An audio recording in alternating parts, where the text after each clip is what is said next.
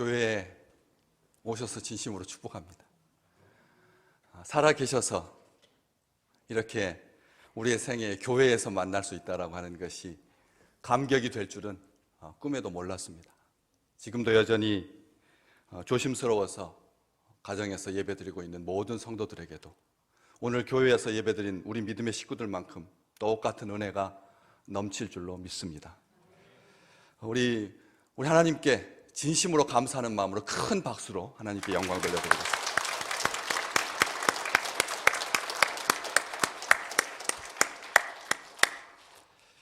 고린도전서 12장, 13장, 14장 가운데 이 사랑장이 위치하고 있습니다. 앞쪽과 뒤쪽에 은사 이야기가 나오고 가운데가 사랑에 대해서 나와 있습니다. 오늘 말씀은 13장의 결론 부분입니다.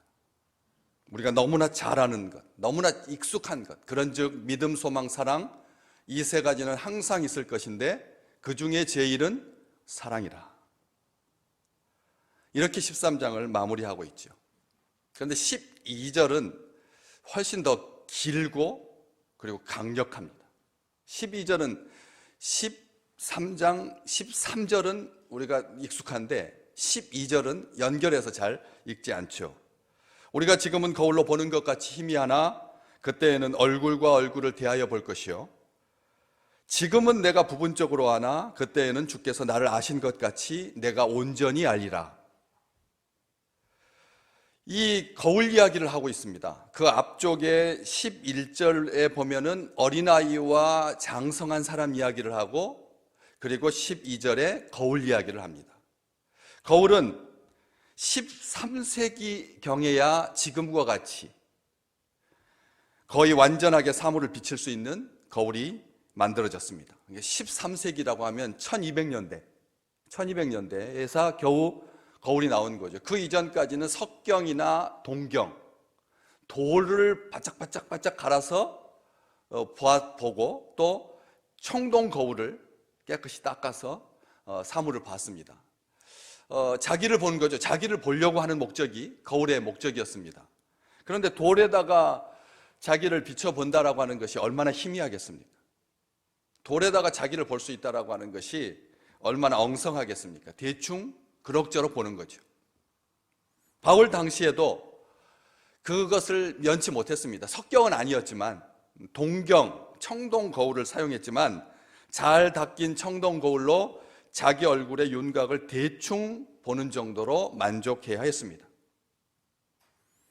그것도 좋은 거울은 청동 거울 중에서도 윤기가 반짝반짝 나게끔 닦아서 형상을 어느 정도 알아볼 수 있을 정도의 거울은 특권층의 전유물이었습니다.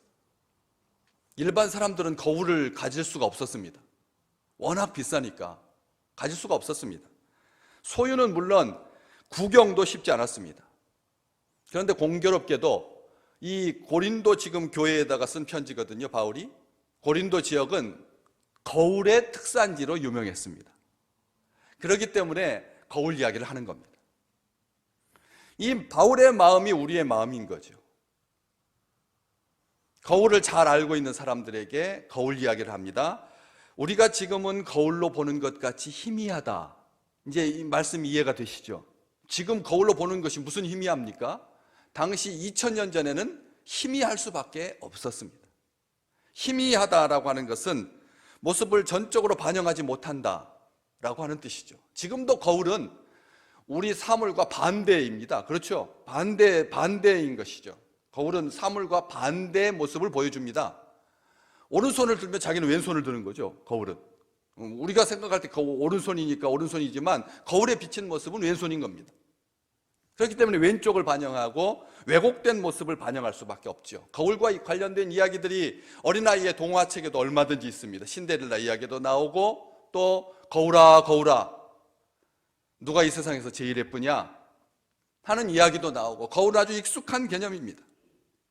그런데 왜 거울 이야기를 하는 걸까요? 거울을 왜 이야기하는 걸까요?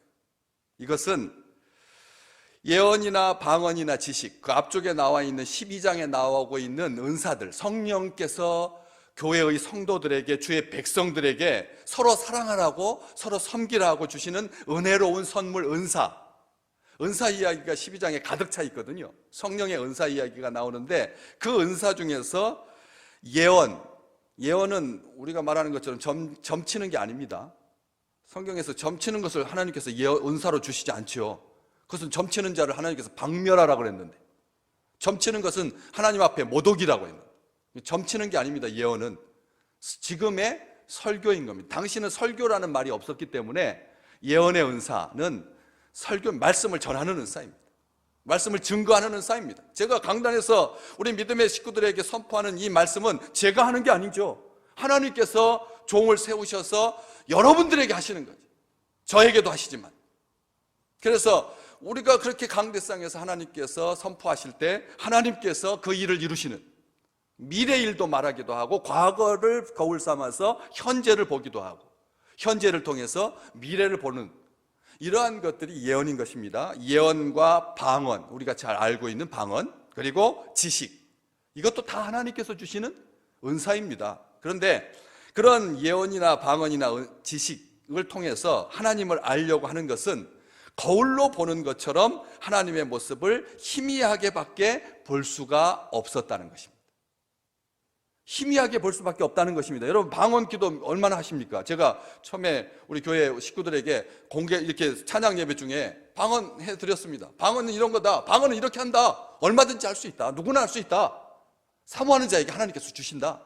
방언으로 찬송하고 방언으로 기도하고, 어느 날은 기도가 안 되니까, 어느 날은 말씀이 잘 안 들어오니까 피곤하니까, 그럴 때 내 입술을 여셔서 하나님께서 방언으로 기도하게 하고 하나님 앞에 찬양하게 하고, 방언으로 할 수 있습니다. 저는 우리 장로교, 우리 교회지만 방언에 대해서 한 번도 거부한 적 없었습니다. 그렇지만 그 방언이 하나님을 온전하게 고스란하게 담기에는 부족하다는 것이죠. 어렸을 때는 방언이 신비하지만 신앙의 경륜이 깊어갈수록, 하나님 앞에 더 가까이 갈수록 방언으로 만족하지 못하는 것입니다. 그렇기 때문에 이러한 희미하게 반영하는데도 불구하고 고린도 교회 성도들은 그들이 가진 지식, 방언, 예언, 영적인 은사들에 대해서 굉장히 긍지와 자부심을 가지고 있었습니다. 하나님의 목적과 뜻을, 그 길을 온전히 아는 것처럼 착각했던 것이죠. 바울은 아니라고 말하는 것입니다. 그런 영적인 은사들은 부분적이다. 오늘 본문 말씀 위쪽에 9절과 10절에 우리는 부분적으로 알고 부분적으로 예언하니, 부분적으로 알고 부분적으로 예언하니, 10절 말씀, 온전한 것이 올 때에는 부분적으로 하던 것이 패하리라. 이게 바울 사도의 말입니다. 바울도 예언을 했지만, 바울도 말씀을 증거했지만 부분적으로 알고 부분적으로 전했다는 것입니다. 패할 수밖에 없다는 것입니다. 부분적이라는 것입니다. 고린도 교회 성도들이 영적인 은사가 있다고 해서 마치 자기들이 신앙의 성숙한 단계에 이른 것처럼 자고하고 교만해서는 안 되겠기에, 자기들이 모든 것을 알고 있는 것처럼 자만하지 말라고, 항상 그러시기를 주의 이름으로 축복합니다. 우리가 하나님을 알면 얼마나 알겠습니까? 우리가 하나님을 알면 얼마나 알겠습니까? 세상보다 우리가 더 잘합니까? 교만해서는 안 됩니다. 우리는 부족한, 바울 사도도 나는 온전하게 하지 못하다, 부분적이라고 했는데, 우리가 마치 전체를 아는 것처럼 그렇게 쉽게 판단하고 쉽게 정죄하고 교만해지고 자고하고 한다는 거죠. 그걸 방지하기 위해서 거울 이야기를 한 것입니다. 야고보 사도도 거울 이야기를 한 적이 있습니다. 야고보서 1장 23절과 24절, 누구든지 말씀을 듣고 행하지 아니하면 그는 거울로 자기의 생긴 얼굴을 보는 사람과 같아서 제 자신을 보고 가서 그 모습이 어떠했는지를 곧 잊어버리거니와. 아멘. 거울 이야기를 야고보도 하고 있습니다. 거울을, 누구든지 말씀을 듣고 행하지 아니하면 거울로 자기 보는 것 같다는 거거든요. 그래서 제 자신을 보고 그 모습을 어떠했는지를 잊어버리는 것처럼 거울 이야기를 통해서 우리로 하여금 하나님의 말씀을 듣고 행하는 것이 중요한 것이지, 자기를 비춰보는 것으로 끝나서는 안 된다는 말씀을 하고 계시는 것입니다. 은사는 하나님의 교회를 세우는 데 있어서 없어서는 안 되는 것들입니다. 하나님은 우리 모든 성도들에게 한 가지 이상의 은사를 주셨습니다. 12장을 쭉 보시면 하나님께서 우리에게 주신 은사가 이루 헤아릴 수 없이 많다라고 하는 것을 알 수가 있습니다. 사랑도 은사이고, 믿음도 은사이고, 소망도 은사이고, 예언도, 방언도, 지식도, 통역도 다 은사다. 사람을 잘 가르치는 것도 은사이고, 그리고 하나님께 찬송하는 것도 은사다. 하나님께서 선물로 주셔서 서 있는 것입니다. 우리가 하나님께 찬양하는 것 하나님께서 주신 것이기 때문에 교회를 섬기라고, 교회를 세우라고. 소중한 것들입니다. 이것을 무용지물로 만들려고 바울이 폐한다라고 쓴 것이 아닙니다. 영원하지 않을 뿐입니다. 온전한 것이 올 때는 더 이상 필요가 없어지게 되는 은사라는 것입니다. 온전한 것이 올 때는 그 역할과 목적을 다하면 사라지게 된다는 것이죠. 그래서 8절부터 13절까지 이 쭉 보면은 사라지지 않을 것이 뭐냐, 온전한 것이 뭐냐 하면서 사랑부터 이야기하고 있는 것입니다. 사랑은 언제까지나 떨어지지 아니하되 예언도 패하고 방언도 그치고 지식도 패하리라. 그렇게 말하고 있는 것입니다. 은사는 일시적이고 부분적인 것이고 영원하고 완전한 것이 올 때에는 더 이상 소용이 없어지고 만다, 패하게 된다. 은사 무용론, 은사 폐지론이 아닙니다. 온전한 것이 올 때까지 필요하다는 말입니다. 바꿔 말하면 온전한 것이 올 때까지 그 은사가 필요하다라고 하는 말인 것이죠. 믿음, 오늘 13절 말씀에 믿음과 소망과 사랑 이 세 가지는 항상 있을 것인데, 다시 말하면 이것이 온전한 거라는 것입니다. 이게 완전한 것이라. 그때 이게 온전한 것이 뭐냐? 그래서 사람들이 시간적으로만, 그때에는, 이 그때라고 하는 이 말을 가지고, 그래서 시간적인 12절 말씀에도 중반에 그때에는 주께서 나를 아신 것 같이 내가 온전히 알리라, 그때라고 자꾸 시간을 생각해요. 그래가지고 어떤 생각을 하냐면 종말의 때, 주님께서 재림하실 때, 성경이 완전하게 편집이 되어가지고 더 이상 넣거나 빼지 않게 되었을 때, 하나님 나라가 이 땅에 완전히 실현되었을 때, 천국에서 이런 식으로 생각을 하니까 이것을 그때마다 어떤 시점을 잡느냐에 따라서 은사를 폐기하고 말고가 결정이 되는 거예요. 다시 말하면 이 6세기경에 5세기경에 신약까지 다 해서 완성이 되었다. 구약이 먼저 한 200년 전에 구약 정경으로 확정되었고, 그 다음에 신약은 그 뒤에 한 100년이나 200년 뒤에 확정이 되었다. 그 시점에 확정이 되었기 때문에 그 이후부터는 은사는 필요 없다, 이렇게 생각하는 사람도 있겠죠.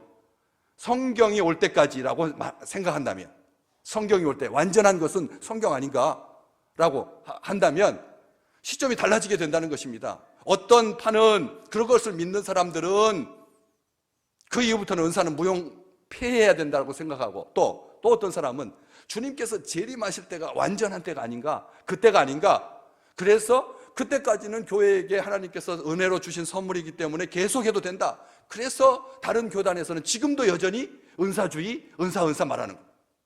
교단마다, 자기 교리마다 다 달라지게 된다는 것입니다. 바울이 만약 그랬다면 믿음과 소망과 사랑 이 세 가지는 항상 있다고 말하겠습니까? 이미 바울 시대에도 믿음의 사람, 소망의 사람, 사랑의 사람은 있었습니다. 그렇죠. 바울은 믿음의 사람입니다. 하나님을 믿는 자입니다. 소망의 사람입니다. 하나님께서 이 어려움을 지나가게 하실 것이다라고 하는 그런 소망으로 가득했던 사람입니다. 사랑의 사람입니다. 끝까지 주님께서 사랑하셨습니다, 제자들을. 그럼 이미 벌써 다 그때부터 이게 있는 것이죠. 그렇기 때문에 그때도 은사가 필요 없다 말하지 못하는 것 아닙니까? 그래서 이것은 시간과 장소의 개념이 아니라는 것이죠. 11절 말씀에 내가 버렸다, 어린아이의 일을 버렸노라, 이 말과 8절과 10절에 나오는 폐하리라 라고 하는 단어는 같은 단어입니다. 버리다, 폐하다, 같은 단어입니다. 일정한 기간이 지난 다음에 사라진다, 작용이 중단되어서 더 이상 효력을 내지 못한다, 이런 뜻입니다. 그래서 어린아이 때 말하는 것도 어린아이와 같고, 깨닫는 것도 어린아이와 같고, 생각하는 것도 어린아이와 같다가 장성한 사람이 되면, 어른이 되면 어린아이의 말투도 버리게 되고, 생각도 버리게 되고, 일도 버리게 되고, 다 버리게 되고, 어린아이의 모습에서 완전히 벗어나게 된다, 이 말을 하려고 11절에 어린아이 이야기를 한 거고 12절에 거울 이야기를 한 것입니다. 거울, 그때에는 얼굴과 얼굴을 대하여 볼 것이다. 시기와 때의 문제가 아닙니다. 그렇기 때문에 재림이냐, 심판의 때냐, 종말의 때냐, 천국에 가서냐, 이런 식으로 은사를 나눠서는 안 된다는 겁니다. 은사에 대해서 그런 생각을 가지고 계셔서는 안 된다는 것입니다. 그것을 말하기보다는 완성과 성취를 강조하는 거죠. 완성이 뭐냐? 마침이 뭐냐? 13절, 그 중에 제일은 사랑이다. 믿음과 소망과 사랑 중에서 제일이 사랑이라는 뜻이 아닙니다. 그 믿음과 소망과 사랑 가운데서 그 중에서 사랑만이 최고라는 뜻이 아닙니다. 등급을 매기려고 하는 게 아닙니다. 믿음은 그 아래 단계입니까? 무슨 말씀입니까? 하나님을 향한 믿음이 어떻게 사랑보다 더 아래일 수가 있습니까? 이 믿음에 관해서, 그리고 소망을 가지는 것, 다른 사람들을 향하여서 사랑하는 것, 자기도 사랑하는 것, 하나님을 사랑하는 것, 다 서로 관계적입니다. 따로 구별되어 있지 않습니다. 이게 완성, 이게 영원한 것입니다. 영원한 것 중에 뭐가 제일 세고 뭐가 제일 낫겠습니까? 말도 안 되는 거죠. 영원한 것은 다 귀한 것이죠. 하나님께서 귀한 것을 영원한 것으로 주셨으니까. 우리가 사는 것, 하나님께서 기뻐하십니다. 우리가 사는 것이 하나님의 기쁨입니다. 그래서 에덴 동산에 생명을 얻게 하는 나무의 열매를 두셔서 하나님께서 우리로 하여금 먹고 살게 하신 거잖아요. 생명이 영원한 것, 그건 귀한 것입니다. 복된 것입니다. 그래서 어떤 것을 등급을 매기려고 하는 것이 아니라 영원한 완성과 성취, 사랑이 제일이다라고 하는 말은 사랑으로 결국은 마무리된다. 이것을 알려주려고 바울은 앞쪽 뒤쪽에다가 사랑 이야기를 하고 있습니다. 사랑장을 시작하기 전에 12장 31절, 고린도전서 12장, 바로 우리가 지금 펴놓고 계시니까 바로 앞절 보시면 뭐라고 되어 있습니까? 너희는 더욱 큰 은사를 사모하라. 여기서 더욱 큰 은사를 사모하라, 은사를 사모하라. 내가 또한 가장 좋은 길을 너희에게 보이리라. 여기 가장 좋은 길이 뭡니까? 은사를 사모하고 사용하는 데 있어서 가장 좋은 길, 다시 말하면 사랑의 길을 너희에게 보이리라 하면서 13장으로 넘어오는 것입니다. 또 사랑 이야기를 쭉 한 다음에 14장으로 넘어가면서 다시 한번 보실까요? 우리 본문 말씀 바로 다음 절 14장 1절 말씀 화면에도 있습니다. 사랑을 추구하며, 사랑을 추구하며 신령한 것들을 사모하되 특별히 예언을 하려고 하라, 이렇게 되어 있습니다. 거기 보시면 사랑을 추구하다라고 하는 이것에 대해서 옛 성경, 우리가 지금 개역 개정판을 보고 계시는데 개역 성경에 보면 사랑을 따라 구하라 이렇게 되어 있습니다. 사랑을 추구하라가 아니라, 이거 지금 우리 개역 개정판에 사랑을 추구하라고 되어 있는데 바로 직전 성경에서는 사랑을 따라 구하라. 사랑을 따라 뭘 구하라? 은사를 구하라는 뜻입니다. 사랑을 따라 은사를 구하라. 신령한 것들을, 은사들을 사모하되 특별히 예언을 하려고 하라. 13장의 사랑이 12장 마지막 절과 14장 첫 절에 사랑으로 연결되어 있다는 것입니다. 우리 이것을 기억하셔야 됩니다. 사랑이 최고라는 말이 아니라 사랑으로 마무리되는 것이다. 사랑으로 완성되는 것이다. 이것을 말하려고 사랑은 제일이다 라고 하는 것입니다.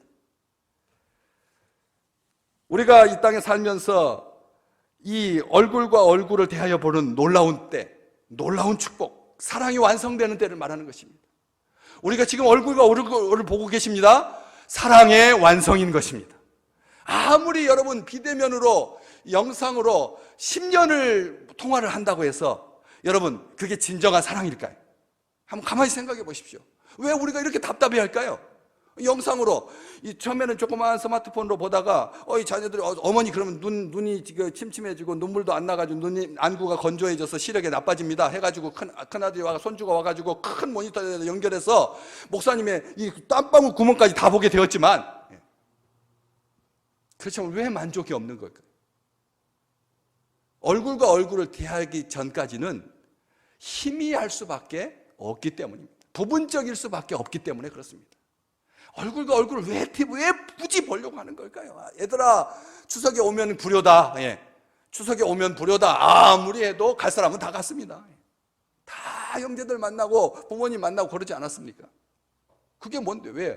영상통화로는 만족할 수 없기 때문에 그런 것입니다. 그렇기 때문에 얼굴과 얼굴을 대하여 본다라고 하는 말은 매체를 통하지 않는다는 말입니다. 과거의 은사는 방언도 반드시 통역자가 있을 때만 방언하라. 바울은 그렇게 강조합니다. 그래서 통역의 은사가 있습니다. 혼자서 단독으로 이게 효력을 부분적이니까 통역자가 있어야지만 이게 완전해진다는 거죠. 예언도 마찬가지입니다. 예언도 어떤 사람은 이렇게 예언하고 어떤 사람은 저렇게 예언해서 어떻게 해야 됩니까? 어떤 말씀이 하나님께서 지금 이 시간에 하라고 하시는 말씀인가? 하나님은 이중으로 명령하지 않으시거든요. 그런데 딱 들어보면 이 사람은 이 말인 것 같고 저 사람은 저 말인 것 같아서 이럴 때 이것을 하나님의 음성이라고 확정할 수 있도록 또 다른 부수적인 해석이 필요하다. 해석이 따르게 된다는 것입니다. 그런데 하나님께서 우리를 사랑하셔서 우리에게 주신 이 축복의 날, 은총의 날, 주님의 날, 간접적으로가 아니라 희미할 수밖에 없는 그런 것.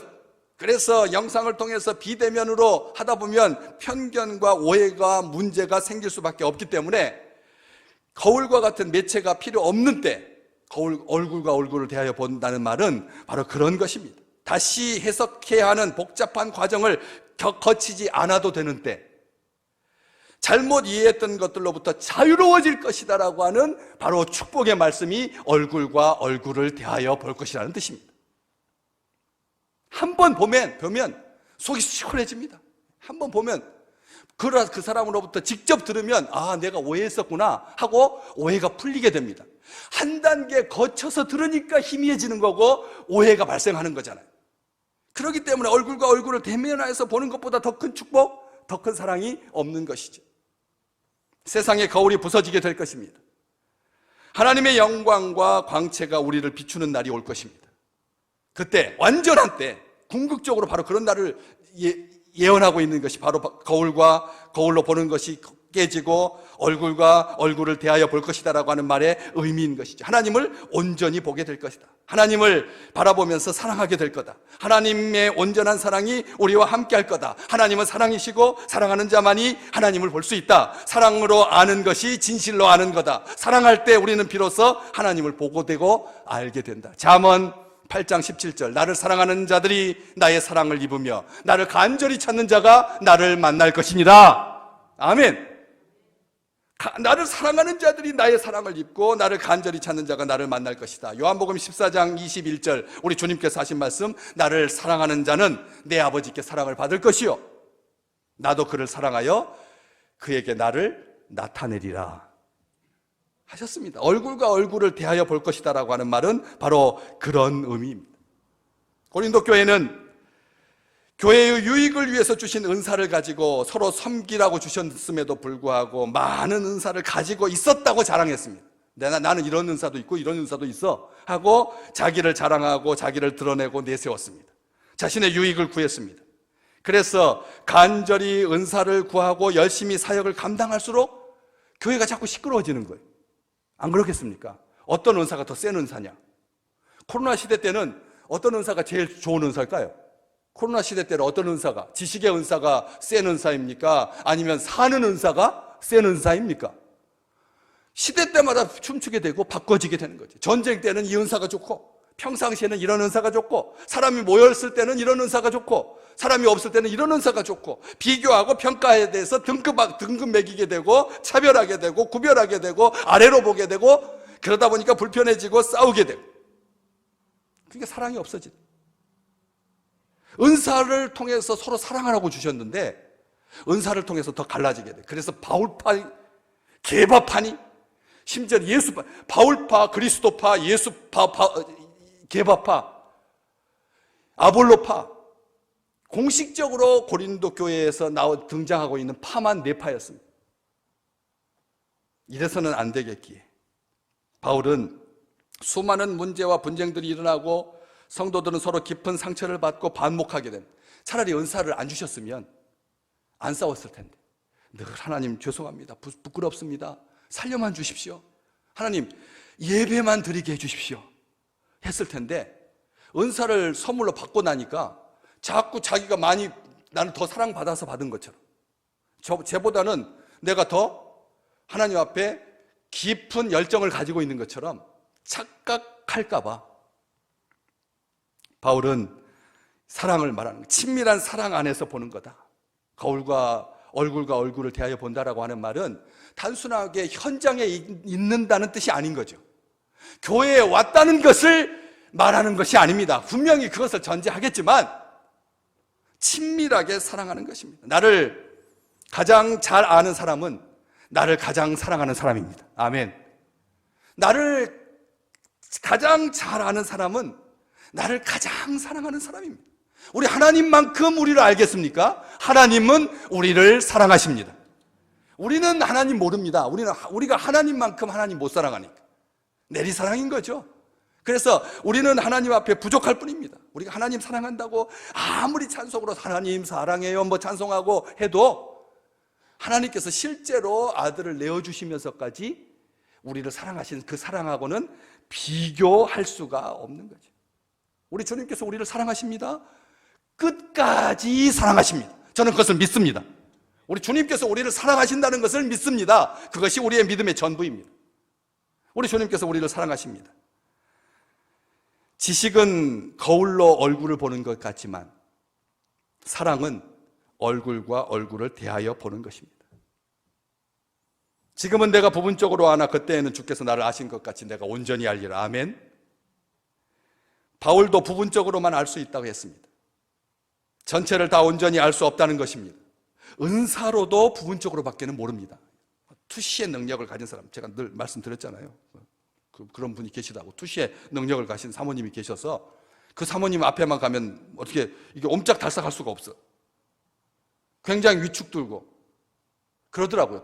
은사 중에 제일 센 은사 같아요. 왜냐하면 사람을 이렇게 뚫어볼 수 있는, 투시할 수 있는, 믿음의 상태를 볼 수 있는 그런 은사가 제일 다른 사람들 앞에 이렇게 군림할 수 있는 은사 같아요. 방언한다고 해서 뭐 부러워할 거 없잖아요. 지식의 말씀을 전한다고 해서 뭐 부러워할 것은 없잖아요. 그런데 투시하는 은사 앞에 사람들은 죄인이기 때문에 주눅들 수밖에 없더라고요. 그런데도 그런 은사조차도 온전하게 알지 못한다는 거예요. 부분적이라는 것입니다. 항상 잊지 못하다는 것입니다. 언젠가는 패해야 된다는 것이죠. 주님만이 모든 것을 아십니다. 온전히 아십니다. 나의 앉고 일어섬을 아시고 생각하고 행동하는 것, 마음의 뜻, 정성, 열심 다 아십니다. 처음부터 끝까지 다 아십니다. 과정만 딱 빼가지고 보면은 100점짜리인데 그래서 그 사람 동상을 학교에다 세웠었는데 지나고 보니까 그 앞쪽에 친일 흔적이 있었다 해가지고 앞쪽에 아주 더 앞으로 당겨보니까 백인 우월주의자였다. 흑인들 아주 우습게 생각했다 해가지고 그 대리석으로 그렇게 크게 만드는 동상에다가 빨간색으로 칠해가지고 나쁜 놈 죽일 놈 끌어내려야 되고 국가에서도 빼고 교가에서도 빠지고 지금 상황이 지금 그런 상황입니다. 우리가 아는 게 얼마나 제한적이면 아니 30년 전에 한 세대도 넘어가기 전에는 그 사람이 영웅이었는데 지금 보니까 그 사람은 역적인 거예요. 그래가지고 불편해진 거 아닙니까? 우리는 부분적입니다. 그러나 우리 주님은 내 가정의 형편과 처지를 아십니다. 내 심령의 근심과 고통도 알고 계십니다. 나의 모든 것을 알고 계십니다.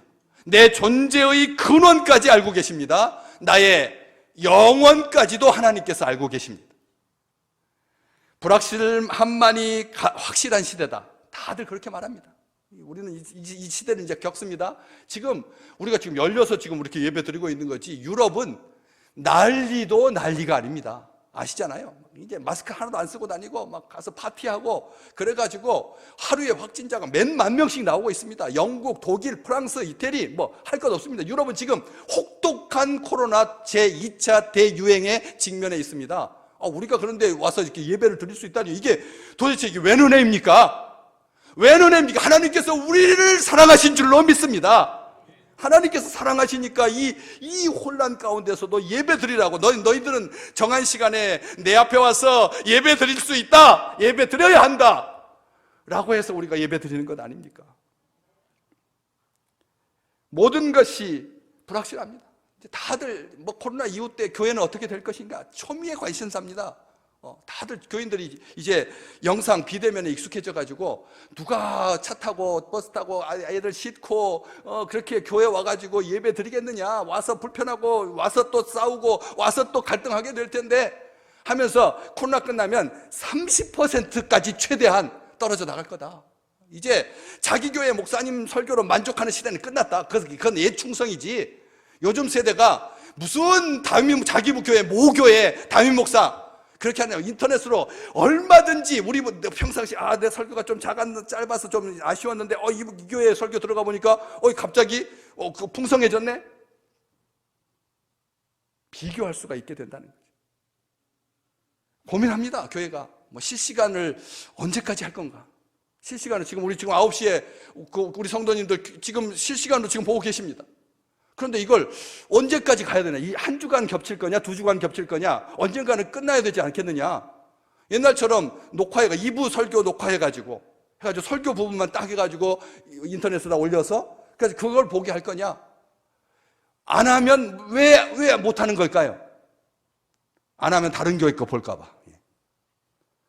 실시간 영상 중계 안 하면 다른 교회 들어가서 볼까봐 그래서 못한다는 것입니다. 지금 상황이 그렇습니다. 생태학적으로 반성하게 되고 그다음에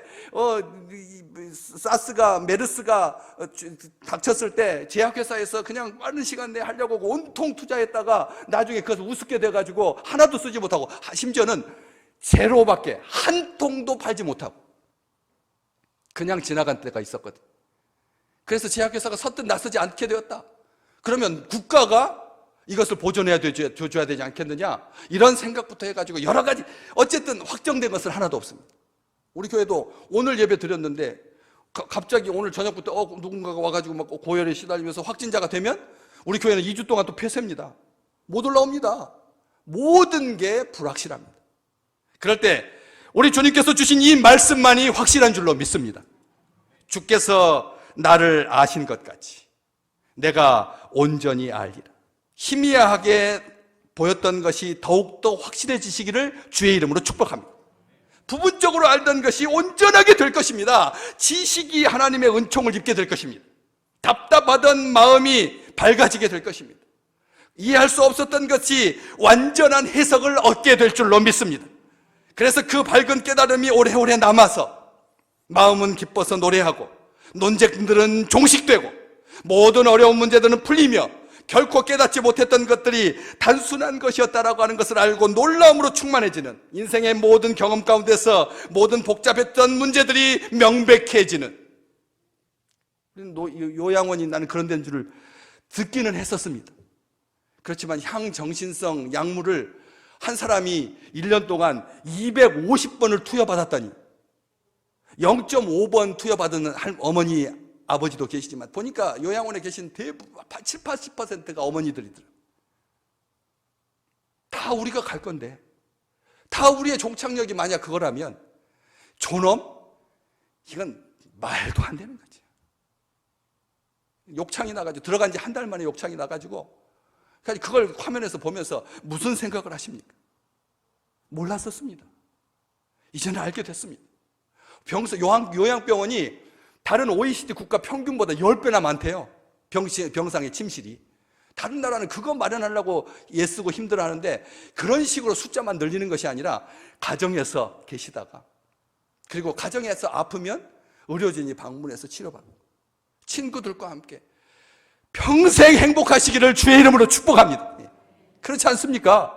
우리는 인생의 경험의 삶 속에서 복잡했던 문제들이 명백해집니다. 점점 더 명백해질 것입니다. 우리가 보기에는 분열과 갈등과 혼란과 실패와 아쉬움과 계획의 차질로밖에 여겨지지 않았던 모든 것들이 이제는 당당하게 되고 승리하게 되고 주께서 주신 것이며 우리의 유한한 생각으로는 할 수 없었지만 미처 깨닫지 못했지만 미숙했지만 가장 완전하고 아름다운 조화를 이루게 될 거다. 그때에는 얼굴과 얼굴을 대하여 볼 것이다.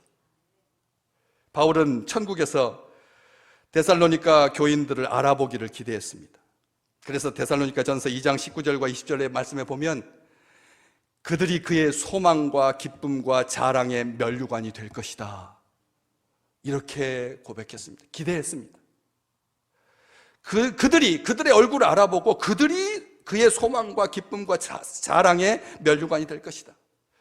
마태복음 17장 3절에 보면 베드로와 야고보와 요한은 변화산에서 예수님과 이야기하고 계시는 모세와 엘리야를 알아보았습니다.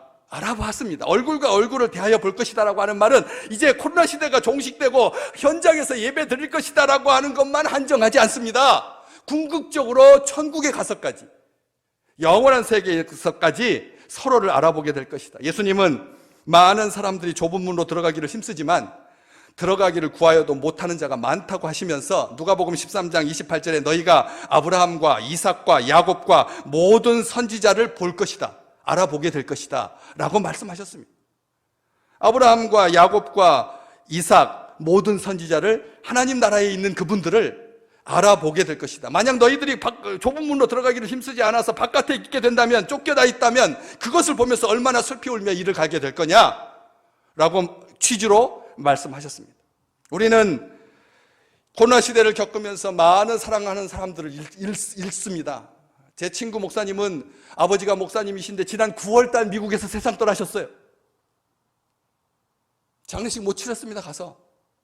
그리고 10월 중순, 지난주에, 어제 발인했습니다. 한국에 와서 이미 납골 해온 그 장례식을 한 달이 지난 뒤에서 치렀습니다. 50명만 들어올 수 있고 야외에서는 100명까지고 이런 규정들 때문에 사랑하는 아버지인데도, 장남인데도 그 장례식이 그럴 수밖에 없었습니다. 우리의 친구들을 알아보게 될 것입니다. 저는 이거 마스크를 쓰니까 길거리에 가다가 우리 교인도 못 알아보겠더라고요. 마스크를 쓰고 있으니까 교인들도 잘 못 알아보겠어요. 그런데 어떻게 보면 여인들은, 여자들은 목사님이 마스크를 썼던 안 썼던 다 알아보더라고요. 저는 그러니까 이게 사람을, 이게 모든 것을 다 보는구나. 정면으로 안 보는 것 같은데도 쓱 지나가는데도 목사님이 지나갔다는 거 아는 거예요. 그러니까 못 보는 것처럼 생각하고 지나갔다가는 큰일 납니다. 큰일 납니다. 오늘 아침에도 우리 아파트에서 우리 고집사님 나오시는 거 저는 저 못 볼 줄 알고 그냥 썬팅이 딱 이렇게 돼 있으니까 그래서 잠깐 먼저 나가시라고 이렇게 있었거든요. 만약 교회 와서 제가 봤습니다라고 인사 안 했으면 얼마나 서운하겠어요. 얼마나 서운하겠어요. 그런 것처럼 비록 나이 들어서 죽을 때 모양이 일그러지고 병들고 볼품이 없었다 할지라도 그때에는 얼굴과 얼굴을 대하여 본다라고 하는 말은 둘 다 일어서 있다는 말이죠. 그렇지 않겠습니까? 병들어서 누워있는 채로 부활하는 게 아니라, 같이 일어서서 건강한 모습으로 우리 하나님이 우리를 가장 사랑하는 모습으로 서로를 바라보게 될 줄로 믿습니다. 주께서 우리를 아신 것 같이 우리가 서로를 온전하게 알게 될 것이다, 소망을 주시는 말씀이죠. 빛나는 얼굴로 우리가 사랑하는 자들의 얼굴을 알아보게 될 것이다. 궁극적으로 죄의 상처가 제거되고 더 이상 탄식과 슬픔의 소리는 들리지 아니하고 땅이나 바다나 하늘 어떤 곳에도 악의 흔적 없이